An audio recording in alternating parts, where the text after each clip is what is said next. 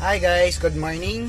Welcome to day 3 sa ating trading vlog, no? So, nandito pa tayo sa school.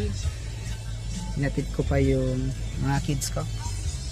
Later, mag-update ako sa vlog natin for day 3. Magla-live ako na mag-trade.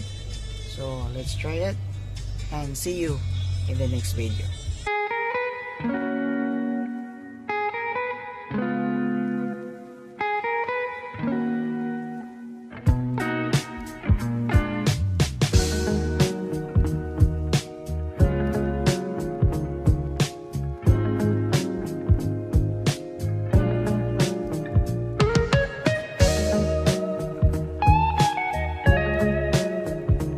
Guys, nag-trade na tayo pero so far ganito talaga sa trading, real talk, hindi naman laging winning yung trade mo kasi hindi mo control yung yung market.